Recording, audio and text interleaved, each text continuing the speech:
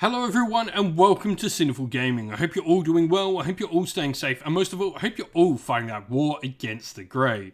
Today's video, we've got a Black Library review for you, and today we're going to be checking out Book 4 of A Dawn of Fire novel series by Games Workshop for Warhammer 40k, and this one is called The Iron Kingdom, written by Nick Kyme. As always, I do like to listen to the audio versions. I think they add a ton to the story. Some fantastic voice actors portray many of these books and bring them to life very, very well. But also, I like to listen to these books when I'm doing other hobby, painting, building, all of that sort of stuff. Even some odd jobs around the house as well. Or while I'm putting the kids to bed as well. Now, with that said, this one's narrated by John Banks, who has done a fantastic job throughout a large portion of this particular series, and is a very good voice actor in his own right and other things as well. I really do enjoy it, but let's get cracking on into the story. And so, the story for this one, a war-weary battle group Praxis arrives on the night world of Kamada, ruled by the Iron Queen Orla, to return the Queen's slain daughter and heir who died in Gilliman's name.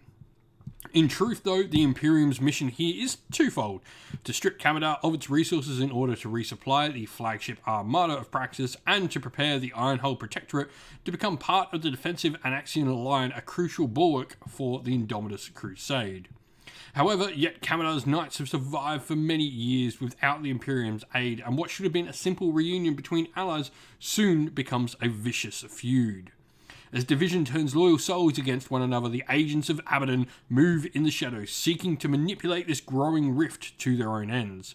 Can the Imperium restrain itself from laying an old ally asunder, or will the hand of Abaddon arise triumphant, halting the Avenging Sun's reclamation in its path? And so, the story's purpose. For me, the big thing here is this story continues on pretty much directly after Gate of Bones. It is sort of, 4 years, I think they said, 4 or 6 years. I'm struggling to remember now. But it is quite a few years after the events of Gate of Bones. However, it is continuing to mostly follow around the story of Trooper Kesh, who is our fun little sniper. And sort of following around the Mordians and stuff like that followed her, along with some other characters in those stories, and especially following around, giving us closure on the death of the Night Princess of Kamada, who unfortunately passed away in Gate of Bones. Now, this story, for me, the big thing here is it really does a great job at showing us how the Indomitus Crusade is not all that different from the ancient Great Crusade in a lot of ways. It's coming to a planet that survived on its own for a long, long time, does not sort of think it needs the Imperium as much, does not sort of see the Imperium as maybe its boss anymore, but rather sees itself as an ally of the Imperium. And this sort of causes friction and the divisions that, you sort of heard about in the title blurb.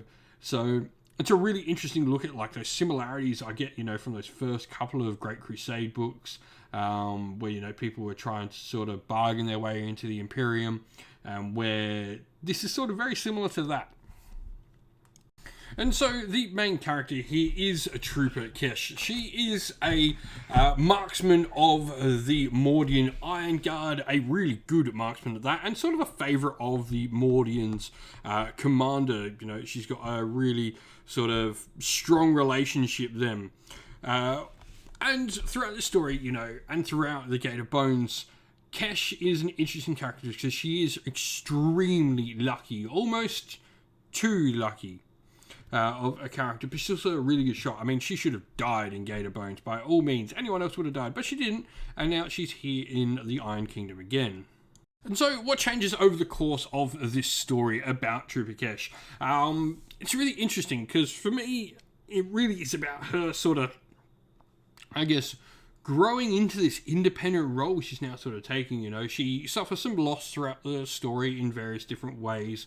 And she also finds herself in really interesting situations and really dangerous situations that she needs to make her way out of. And she sort of learns a bit about both the Imperium, herself a little bit. And I think really does sort of grow to maybe be concerned with how lucky she is. She doesn't sort of get any answers, but she definitely gets questions by the end of this story.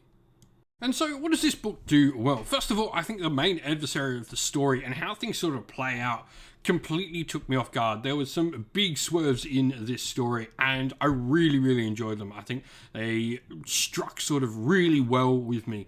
Now, a lot of questions and plot lines come out of this book as well, which I think is fantastic. You know, we are in an ongoing series, so having these things sort of continuously pop up and these smaller stories play out, as well as these smaller stories actually finishing. You know, we don't need stories, and we don't need every character to have a story that lasts for 5 or 6 or 20 books.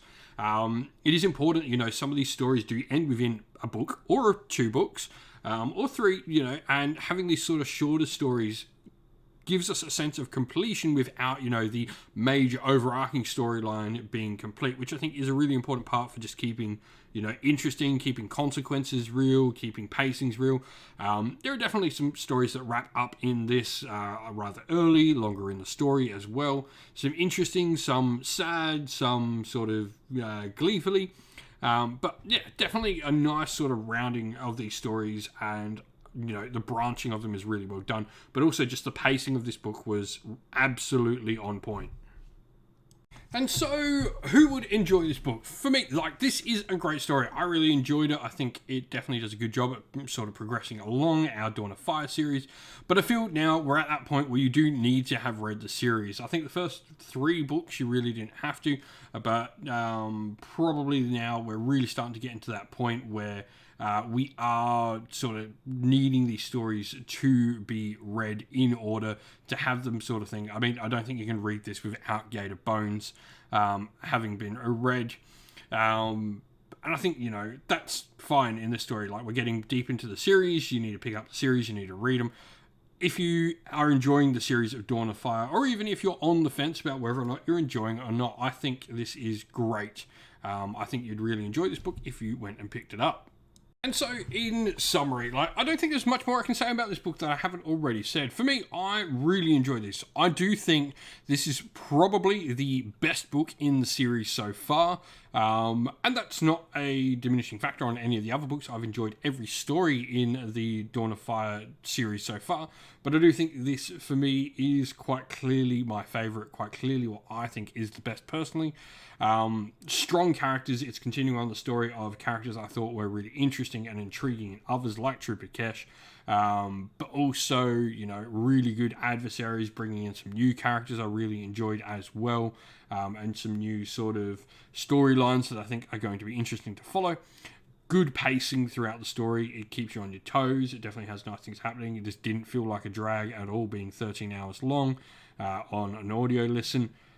Yeah, I really enjoyed this. I think this is the best book in the series so far. Really enjoyed it. If you have picked up The Iron Kingdom, if you've picked up any of the other Dawn of Fire series novels, let us know your thoughts of the series, and indeed this book in particular, down in the comments below. And so that's the end of the video. We hope you all enjoyed it. If you did, please don't forget to leave a like and subscribe to the channel if you haven't already. If you'd like to come chat more with me and other members of our fantastic little community here, we have a Discord server which is linked down in the video's description.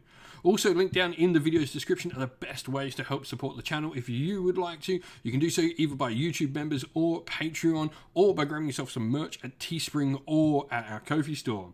All of them are linked down in the video's description. As a special thank you to our Patreons and YouTube members, we'd like to give you all a shout out. So thank you to our Patreons: Christian Weir, Soren, Kenny Lowe, Outer and Shot First, Andrew Bowen, The Rising Ape, Q Dynamic, JJ Austrian, Average Wargamer, Domir, Mark Harvey, James Cater, Benjamin Swallers, Redman, Iron Grinch, Nicholas Colomos, Colorblind Magic, Grimscold, and Andy C. And to our YouTube members of Green Rich Gaming, Ronya, Lock Lorick, The Johnny84, David Ellsworth, Wolfric Nick, Baroque Chef, Ariana Edwards, Revenar, Pink Nico Fire, Robin Mankiller, Monty's Tabletop Terrain, John Castle, Davis Weird, James Tillman, Gargamel196, and Disco. Lastly, a special thanks, first of all, to Lady Witchfox Art, who does all the amazing artwork for the channel, everyone who helps come and provide the games for everyone to watch on the channel as well, and indeed all our fantastic mods and members of the community who keep our Discord and comment section a fantastic place for all to be. Thank you all once again, everyone. Stay safe, stay well, and most of all, keep fighting that war against the grey. Ciao for now.